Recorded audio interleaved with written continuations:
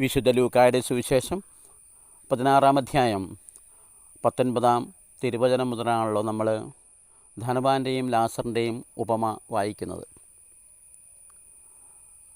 പാതാളത്തിലെ തീജ്വാലയിൽ കിടന്ന് നരകയാതന അനുഭവിക്കുന്ന ഈ ധനവാൻ ഏതെങ്കിലും വിധത്തിലുള്ള തെറ്റുകൾ ചെയ്തതായിട്ടോ 10 കൽപ്പനകളിൽ ഏതെങ്കിലും ഒന്ന് ലംഘിച്ചതായിട്ടോ ബൈബിളിൽ നാം വായിച്ച് കേൾക്കുന്നില്ല. അതുപോലെ തന്നെ ഈ അബ്രാഹത്തിൻ്റെ മടിയിൽ ഇപ്പോൾ ഇരിക്കുന്ന ഈ ലാസറും എന്തെങ്കിലും പുണ്യപ്രവൃത്തി ചെയ്തതായിട്ടോ കൗദാശിക ജീവിതം നയിച്ചതായിട്ടോ ഒന്നും നമുക്ക് വായിക്കാൻ ഇടയാകുന്നുമില്ല. അഥവാ ഏതെങ്കിലും വിധത്തിലുള്ള തെറ്റുകൾ ചെയ്തിരുന്നുവെങ്കിൽ ഈ ധനവാൻ ഉടനെ പോയി കുമ്പസാരിച്ചിട്ടുണ്ടായിരിക്കണം. നമ്മളെ പോലെ തന്നെ നമ്മളും അത് തന്നെയാണല്ലോ ചെയ്യുന്നത്. നമ്മൾ ദൈവം നൽകിയിരിക്കുന്ന ഭൗതിക സമ്പത്തുകൾ നമ്മുടെ നന്മ പ്രവൃത്തികളുടെ ഫലമായിട്ട്, അധ്വാനത്തിൻ്റെ ഫലമായിട്ടുണ്ടായതാണ്, ലഭിച്ചതാണ് എന്നുള്ള ചിന്തയാൽ നമ്മൾ നമ്മുടെ മക്കളുമായി കുടുംബവുമായി സുഭിക്ഷമായിട്ട് കഴിയുന്നു. ഞാൻ പഠിപ്പിച്ചിട്ടുള്ള അല്ലെങ്കിൽ കാണുന്ന അനേകായിരം കുട്ടികളെ ഞാൻ മക്കളെ, മോനെ, മകളെ എന്നൊക്കെ വിളിക്കാറുണ്ടായിരുന്നു. അപ്പോൾ ഇവരെയൊക്കെ ഞാൻ സ്നേഹത്തോടെ മകനെ, മകളെ എന്നൊക്കെ വിളിക്കുമെങ്കിലും എൻ്റെ സ്വത്ത് പങ്കുവെക്കുമ്പോൾ ഞാൻ ഇവർക്ക് ആർക്കും ഒരു തരി മണ്ണ് പോലും കൊടുക്കുകയില്ല. എന്ന് വെച്ചാൽ അർത്ഥം, എൻ്റെ ഭൗതിക സമ്പത്ത് ഞാൻ ഒരിക്കലും ഇവരുമായി പങ്കുവെക്കുകയില്ല. അത് ഞാൻ എൻ്റെ സ്വന്തം മക്കൾക്ക് വേണ്ടി സൂക്ഷിച്ചു വെച്ചിരിക്കുകയാണ്. അത് വേറെ കാര്യം. അപ്പോൾ ഈ ധനവാനും ഇത്രയൊക്കെ ചെയ്തോളൂ. ഏതെങ്കിലും ഒരു ദൈവകൽപ്പന ലംഘിച്ചതായിട്ട് നമ്മൾ ബൈബിളിൽ വായിക്കുന്നില്ല. പ്രത്യേകം എന്തെങ്കിലും തെറ്റ് ചെയ്തതായിട്ടും ഏതെങ്കിലും കൽപ്പന ലംഘിച്ചതായിട്ടും കാണുന്നില്ല. പക്ഷേ നമ്മൾ അല്പം കൂടി സൂക്ഷ്മമായിട്ട് ക്രിസ്തീയ കാഴ്ചപ്പാടിലൂടെ ചിന്തിക്കുമ്പോൾ, യേശുവിൻ്റെ കണ്ണുകളിലൂടെ നോക്കുമ്പോൾ നമുക്കൊരു കാര്യം മനസ്സിലാക്കാൻ സാധിക്കും. ഈ 10 കൽപ്പനകളെ 2 കൽപ്പനകളായി സംഗ്രഹിച്ചിരിക്കുന്നു. 1, എല്ലാറ്റിലും ഉപരിയായി ദൈവത്തെ സ്നേഹിക്കുക. 2, തന്നെപ്പോലെ തന്നെ അയൽക്കാരനെ സ്നേഹിക്കുക. ആ രണ്ടാമത്തെ ആ വകുപ്പുണ്ടല്ലോ, അത് മാത്രമാണ് ഈ ധനവാൻ ശ്രദ്ധിക്കാതെ പോയത് ജീവിതത്തിൽ. നമ്മളും അത് തന്നെയല്ലേ ചെയ്യുന്നത്. നമ്മളെല്ലാറ്റിലും ഉപരിയായി ദൈവത്തെ സ്നേഹിക്കുന്നുണ്ട്. അതുകൊണ്ടാണ് എല്ലാ ദിവസങ്ങളിലും പറ്റുമെങ്കിൽ നമ്മൾ പള്ളിയിൽ പോകും, ദീപബലിയിൽ സംബന്ധിക്കും, നമ്മൾ വിശുദ്ധ കുർബാന സ്വീകരിക്കും. നമ്മൾ ദൈവത്തെ സ്നേഹിക്കുന്നുണ്ട്, ഒരു സംശയവുമില്ല. പക്ഷേ ഈ രണ്ടാമത്തെ കൽപ്പന, തന്നെപ്പോലെ തന്നെ അയൽക്കാരനെ സ്നേഹിക്കുക എന്നുള്ള കൽപ്പന, നമ്മൾ ദേവാലയത്തിനുള്ളിൽ നമ്മളത് ഓക്കെയാണ്. ദേവാലയത്തിന് പുറത്ത് കടന്നാൽ പിന്നെ ആ ചിന്ത നമുക്ക് ഇല്ല, നമ്മുടെ ജീവിതത്തിലത് പകർത്താറുമില്ല. അങ്ങനെ രണ്ടാമത്തെ, തന്നെപ്പോലെ തന്നെ അയൽക്കാരനെ സ്നേഹിക്കുക എന്നുള്ള ആ ഒരു കൽപ്പന മാത്രമാണ് ഈ ധനവാൻ ശ്രദ്ധിക്കാതെ പോയത്. അപ്പോൾ ഈ ധനവാനെക്കുറിച്ച് പറയുമ്പോൾ അയാൾ ചെയ്ത കുറ്റത്തിനല്ല, പിന്നെയോ ചെയ്യാത്ത കാര്യങ്ങൾക്കാണ് അയാൾ യാതന അനുഭവിക്കുന്നത്. ചെയ്യേണ്ടുന്ന നന്മ എന്തെന്നറിഞ്ഞിട്ട് അത് ചെയ്യാതിരിക്കുന്നതാണ് പാപം. നമ്മൾക്കൊക്കെയുള്ള കുഴപ്പം ഇത് തന്നെയല്ലേ? ഒന്ന് ചിന്തിച്ച് നോക്കിക്കേ. അപ്പോൾ അയാൾ ചെയ്യേണ്ടിയിരുന്നത് എന്തായിരുന്നു? അയാൾ പട്ടുവസ്ത്രം അണിഞ്ഞിരുന്നു, സുഭിക്ഷമായ ഭക്ഷണം കഴിച്ചിരുന്നു. അപ്പോൾ ആ കണ്ണുകളിലൂടെ, താൻ തന്നെ നോക്കിക്കണ്ട ആ കണ്ണുകളിലൂടെ ലാസറിനെയും കാണുവാനും ലാസറിനെ അതനുസരിച്ച് സ്നേഹിക്കുവാനും അയാൾക്ക് കഴിഞ്ഞിരുന്നു എന്ന് തോന്നുന്നില്ല. അപ്പോൾ ചെയ്യാത്ത തെറ്റിനാണ് ദൈവം മനുഷ്യനെ വിധിക്കുക. അവസാന വിധി ദിവസത്തിൽ വിശുദ്ധ ലൂക്കായുടെ സുവിശേഷം 25-ാം അധ്യായത്തിൽ നമ്മൾ കാണുന്നുണ്ട്. നമ്മൾ വിധിയുടെ ആ ഒരു വാക്യങ്ങൾ 25-35 മുതൽ. അതായത്, എനിക്ക് വിശന്നു, നീ എനിക്ക് ഭക്ഷിക്കാൻ തന്നില്ല. എനിക്ക് ദാഹിച്ചു, എനിക്ക് കുടിക്കാൻ തന്നില്ല. ഞാൻ കാരാഗൃഹത്തിലായിരുന്നു, നീ എന്നെ ഒന്ന് കണ്ടില്ല. ഞാൻ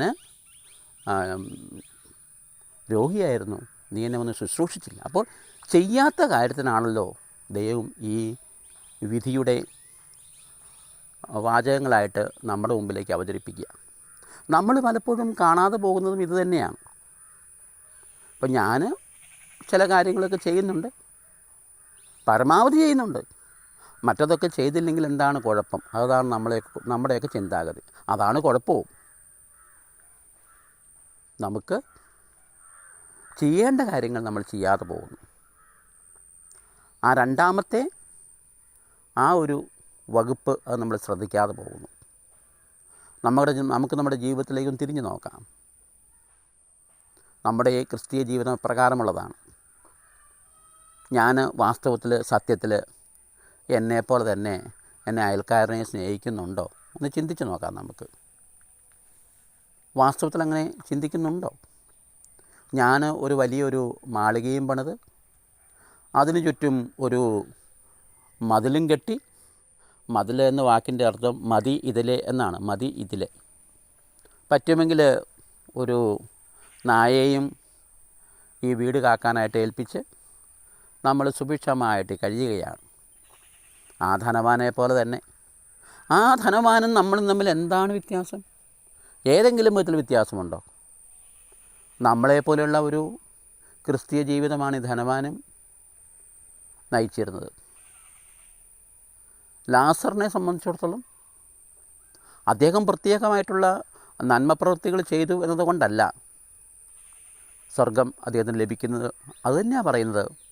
സ്വർഗീയ ആ സൗഭാഗ്യം എന്നുള്ള ദൈവത്തിൻ്റെ ഒരു ദാനമാണ്. ആ ദാനത്തിന് നമ്മൾ അർഹരാകണമെങ്കിൽ നമ്മൾ ആയിരിക്കുന്ന അവസ്ഥ ജീവിക്കുക. അതാണ് ദരിദ്രരോട് സുവിശേഷം പ്രസംഗിക്കുക. ദാരിദ്ര്യം കൊണ്ട് കഷ്ടത അനുഭവിക്കുക എന്ന് പറയുമ്പോൾ പണം കൊണ്ട് മാത്രമാവണമെന്നില്ല. സ്നേഹം ലഭിക്കാത്ത ഏതൊരു മനുഷ്യനും സ്നേഹത്തിന് വേണ്ടി ദാഹിക്കുന്നില്ലേ, വിശക്കുന്നില്ലേ? അതല്ലാതെ വിശക്കുന്നവന് ഭക്ഷണം കൊടുക്കുന്നവനും ദാഹിക്കുന്നവന് വെള്ളം കൊടുക്കുന്നവനുമാണ്, അല്ലെങ്കിൽ നഗ്നനായവന് ഉടുപ്പിക്കുന്നവനുമാണ് സ്വർഗത്തിൽ പോകുന്നത് എങ്കിൽ ഈ ലോകത്ത് നമ്മൾ ചിന്തിക്കുമ്പം സ്വർഗത്തിൽ പോകുന്ന ആരൊക്കെയായിരിക്കും? ഒന്നെങ്കിൽ ഈ കൂൾ ബാറൊക്കെ നടത്തുന്നവർ, അല്ലെങ്കിൽ തുണിക്കച്ചവടം നടത്തുന്നവർ, അല്ലെങ്കിൽ ഹോട്ടലുകൾ നടത്തുന്നവർ. അവരല്ലേ ഭക്ഷണം കൊടുക്കുകയും തുണി കൊടുക്കുകയും വസ്ത്രവും വെള്ളമൊക്കെ കൊടുക്കുകയൊക്കെ ചെയ്യുന്നത്.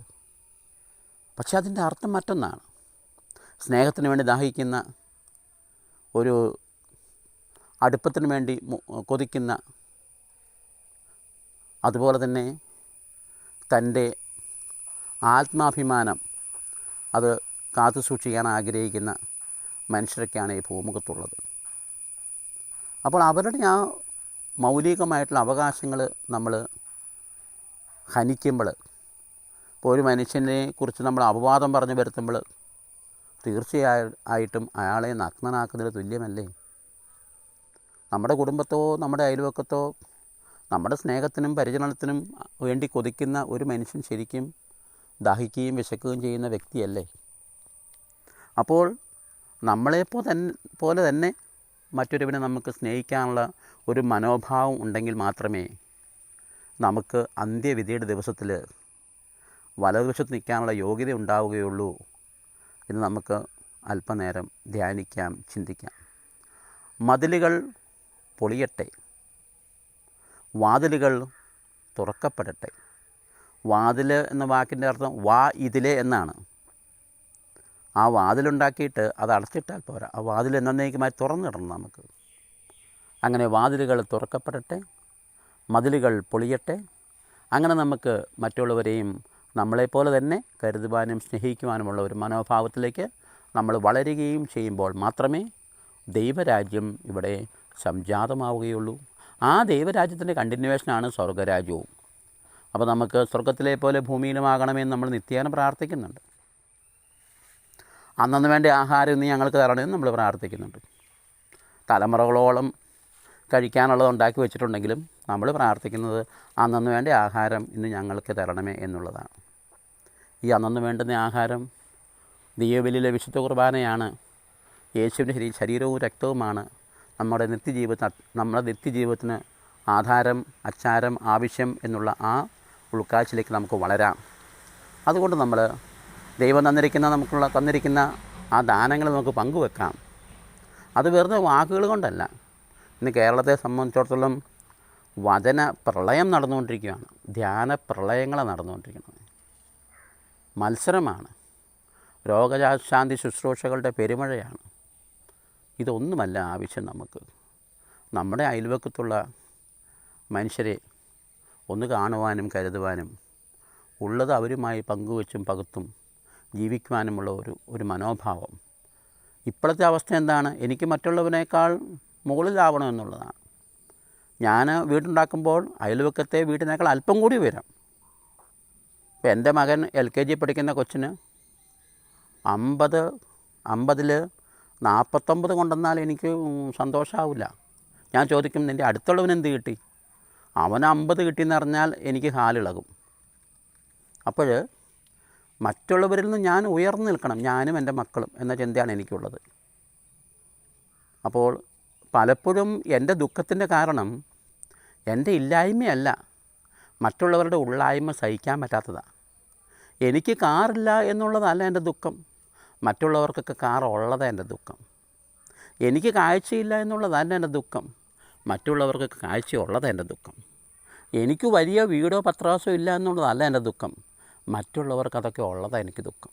ഇപ്പം എനിക്ക് ചിറകില്ല, എനിക്ക് ദുഃഖമില്ല, കാരണം ആർക്കും ചിറകില്ല. നാളെ നിങ്ങൾക്കൊക്കെ ചിറകുണ്ടാവുകയും എനിക്ക് മാത്രം ഇല്ലാതാവുകയും ചെയ്യുമ്പോൾ എനിക്ക് ദുഃഖമായി. അപ്പോൾ മറ്റുള്ളവൻ്റെ ഉള്ളായ്മ സഹിക്കാൻ പറ്റാത്തതാണ് എൻ്റെ എല്ലാ ദുഃഖങ്ങളുടെയും കാരണം. നമുക്ക് ആ അവസ്ഥയിൽ നിന്ന് മാറ്റം വരണ്ടേ? നമുക്ക് ചിന്തിക്കാം, ധ്യാനിക്കാം. നമ്മൾക്കെല്ലാം ദാനമായിട്ട് ലഭിച്ചിരിക്കുന്നതാണ്. ആ ദാനമായി ലഭിച്ചിരിക്കുന്നത് നമുക്ക് മറ്റുള്ളവരുമായി പങ്കുവെക്കുവാനുള്ള ഒരു മനോഭാവത്തിലേക്ക് വളരാം. ഉള്ളതുകൊണ്ട് ഉള്ളതുപോലെ ഉള്ളത്തിൽ നിന്ന് പകർന്നു കൊടുക്കാനുള്ളൊരു മനോഭാവം. അതെന്തുമാകട്ടെ, അത് സമയമാകാം, നമ്മുടെ വസ്തുവകകളാവാം, നമ്മുടെ ആത്മീയ ചിന്തകളാവാം, എന്തുമാകട്ടെ, അതെല്ലാം എല്ലാ ദാനങ്ങളെയും, ഭൗതികതയും ആധ്യാത്മികതയും ഒരുപോലെ കണ്ടുകൊണ്ട് ഈ രണ്ട് വിധ ദാനങ്ങളെയും പങ്കുവെച്ച് നമുക്ക് ഈ ലോകത്തിൽ ദൈവരാജ്യം പണിയുവാനായിട്ട് ശ്രമിക്കാം. ദൈവം നമ്മെ ഏവരെയും സമർത്ഥമായി അനുഗ്രഹിക്കട്ടെ. ആമേൻ.